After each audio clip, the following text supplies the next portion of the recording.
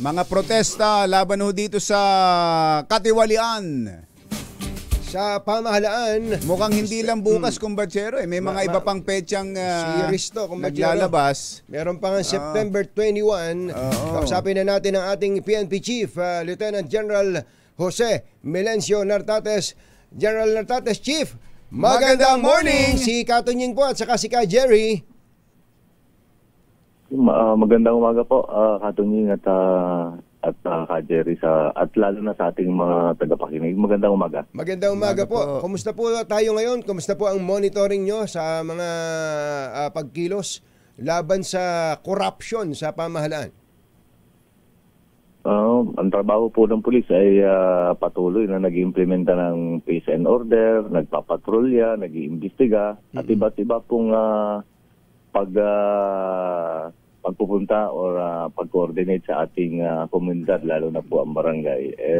Sa ating namomonitor, lalo na dito sa ating mga nagbabadya or naghahanda rin na magkaroon ng protesta, naka-monitor din po tayo sa kanila. In fact, pagka may rally, lalo na dito sa Metro Manila, sa lahat ng banda dito sa Pilipinas, yung mga rallyista, lalo na yung mga pinuno o grupo, nag-a-apply po ng permit yan. At sa pag-apply nila ng permit, ay nagko-coordinate na rin sila sa police kung ano yung grupo nila at saan sila magprotesta.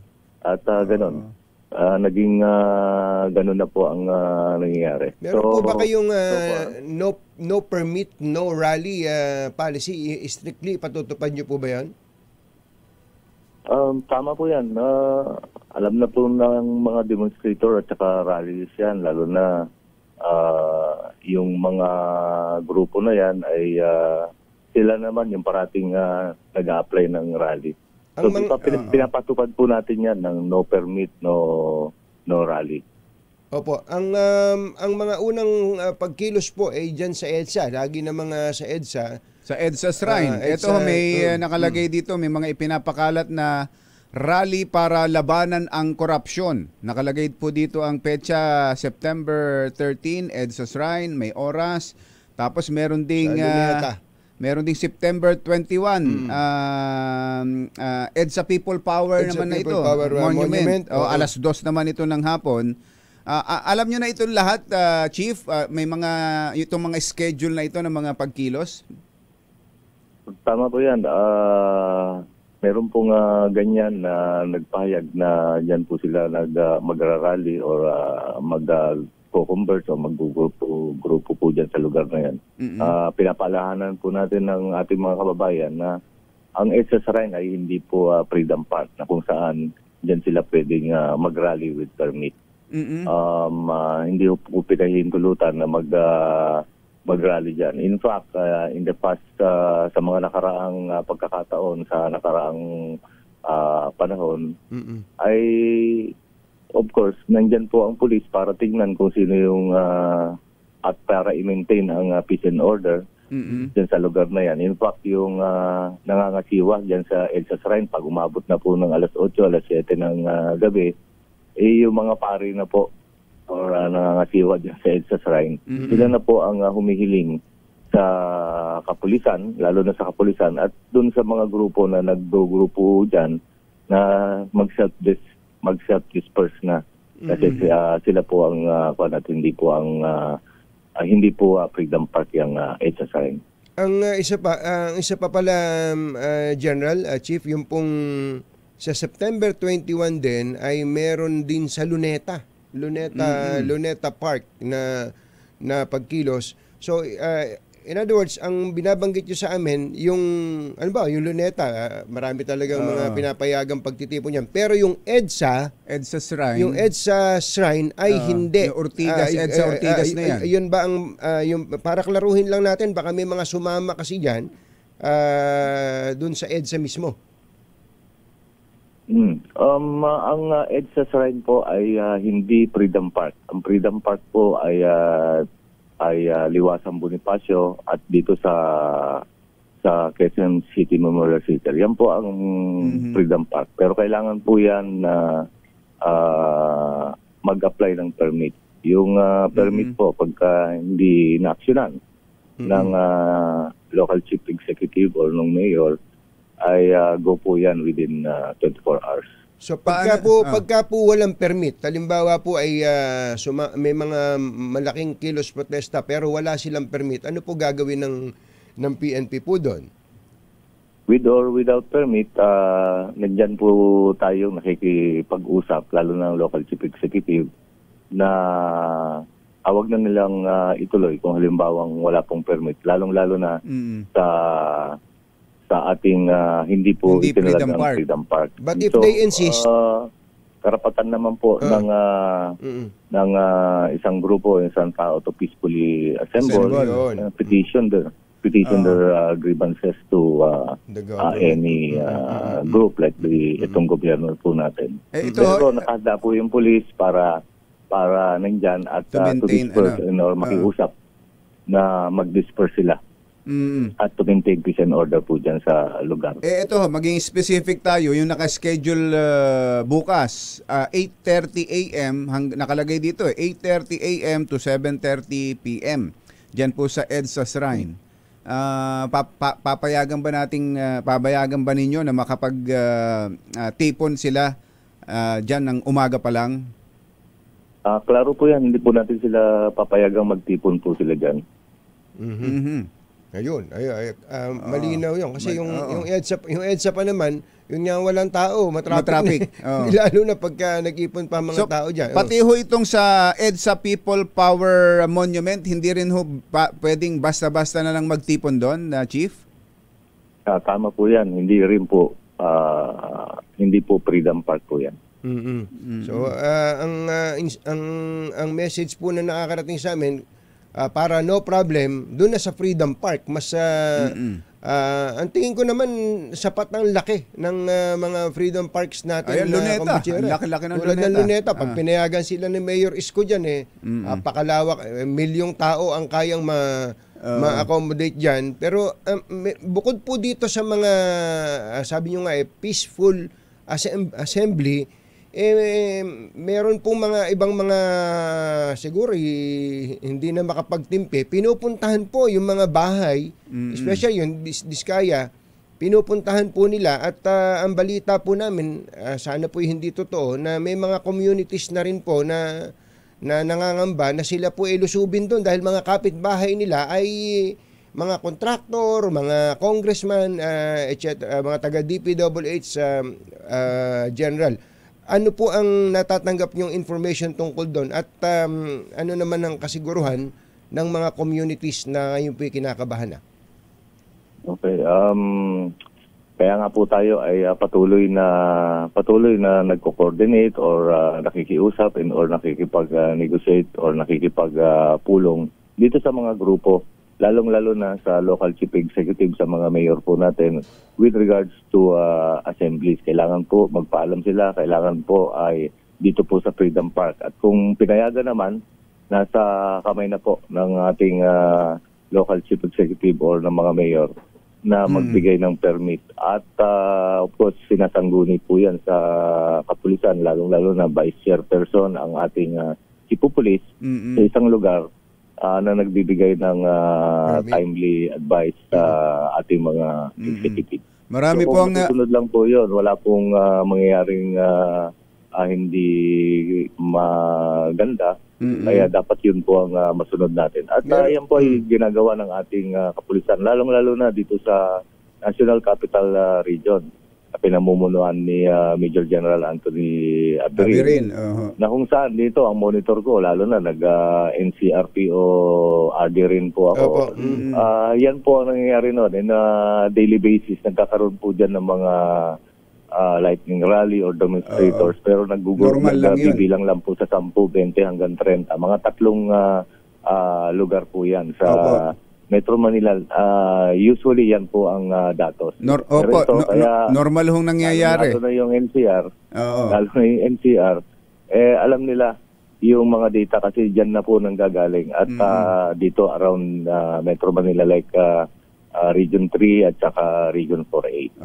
Normal ho yun, yung mga lightning rallies na yun. Sanay naman na tayo dyan. Pero ang pinangangambahan ho, General, ng marami nating kababayan, ay yung mangyari dito sa atin, yung nangyayari sa Indonesia at saka sa Nepal. Matindi sa Nepal ngayon. Ano po ba monitoring ninyo? May nakikita ba kayong tsansa na mangyari din dito sa atin yon, yung nangyayari sa Indonesia at Nepal? Dito po, wala po tayong namumonitor na ganung kadahas, ganun pong kadami ng demonstrators. Actually, ang given data po ay humigit kumulang 1,000 po ang taong namumonitor po natin pagka kinumpute po natin. Ito po ay meron po tayong response para dito according to the numbers. At lagi tayong nagsisip at meron tayong contingencies. Alam niyo po, ang contingencies na to, hindi lang naman po ang PNP ang may involved dito, but iba't ibang ahensya ng DILG, like nandyan po ang ating BJMP, nandyan po ang ating Bureau of Fire. Lalong-lalo na nandyan din po ang ating local government units, kasi may mga responders din po sila na makakatulong. Like for example, kung matraffic, ay nandyan po yung ating mga traffic enforcers, etc. Kung may sunog, lalo na nagdadala ng mga gamit na sinusunog nila sa kalsada, sana wag na nilang gawin yon. Ay nandyan po ang fire at nandyan na rin yung police para tumulong. Lalong-lalo na pagka nagkaroon ng rally, isang katerba na basura po ang nandyan. Kaya lahat-lahat po yan ang ina-address. Opo.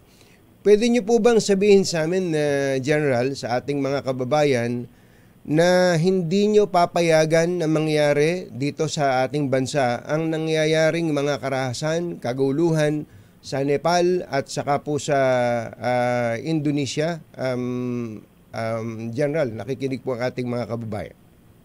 Kung ating iyahan tulad, yung nangyari po dyan sa ibang bansa katulad dyan sa Indonesia, Nepal, dito po sa atin, hindi naman po aabot ng ganong pagkakataon. Unang-una, ang issue po dito ay ang corruption or ang hindi magandang pag-implementa ng mga project, lalo-lalo na sa flood control. Ito po ay no less than the President, siya na po ang nagbigay ng pautusan at siya po ang nagsimula na muno para maimbestigahan at para makita po itong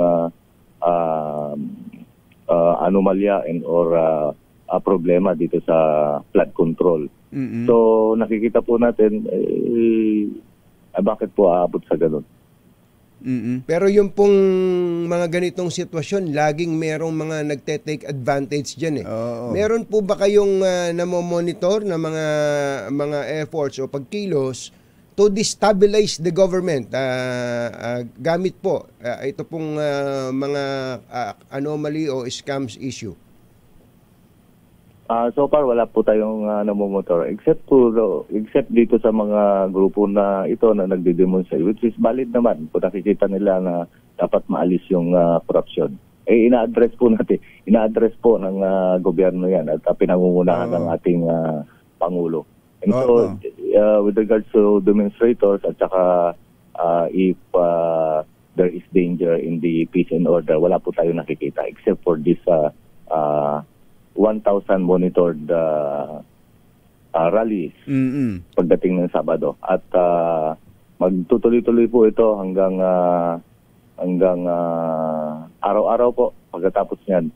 Lalong-lalo na paghantong ng September 21, 22, 23. Tama ho kayo doon, General. Ang kaibahan ng Pilipinas sa nangyayari sa Indonesia at sa Nepal, ang Pangulo siya nagpasimula ng kampanya laban dito ho sa corruption na ito, sa may kinalaman sa flood control. At ang latest pa nga ngayon ay bumuo na ng independent commission. Kaya lang ulitin ho namin, may mga nagsasamantala talaga yung ibang mga sektor na may hidden agenda At ang laging pinupuntirya ng mga yan ay kung hindi AFP, PNP. Sa inyo ba? Tinotont kayo. Asa na kayo? Ano ba kayo? Tapos merong iba na maghihikayat na kumalas na ng suporta.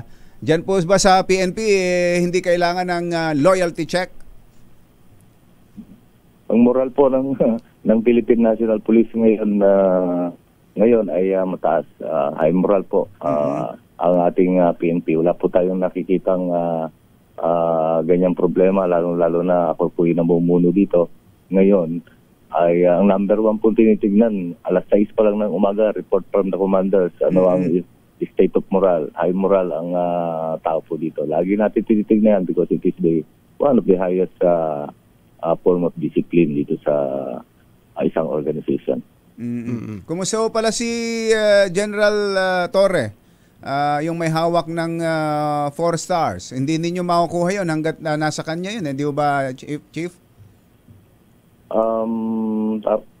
Tama po yan, pero hindi ko na po iniisip yun. Sa kasalukuyan, nasa on leave pa po ang ating General Torre. Okay, General, nakikinig po ang ating mga kababayan. Hanggang ngayon, I'm sure, meron pong mga kinakabahan that what is happening in other countries may happen in our country, yung pong peace and order breakdown. Go ahead please, kausapin niyo po sila. Okay, sa ating mga kababayan, dapat maghinahon po tayo, mag-isip po tayo in whatever we do, i-weigh po natin ang ating decision na gagawin. Ang gagawin po natin should be based kung ito pa ay makakatulong. Is this for the good of our nation? Of course, kung dito sa laban sa corruption, it is good for the nation. Kaya nga po ito ay pinangunahan na ng ating Pangulo. Kaya po sa inspection niya at resulta nitong nakaraang mga bagyo at pag-flooding dito sa Metro Manila, siya po ay nalarma and there should be accountable dito sa mga nangyari dito. Kaya nag-inspection po siya sa mga flood control, leading to the nakikita po natin sa pahayagan na nagkaroon ng maling pag-implementa o paggawa ng mga ating pag-control project resulting to scene or investigation po tungkol dito. And on the part of the PNP, nakahanda po ang PNP, lalong-lalo na dito sa mga demonstrators natin na nakamonitor at kami ay nakikiusap na huwag masyadong dalhin sa kaharasan or pag-kilos protesta.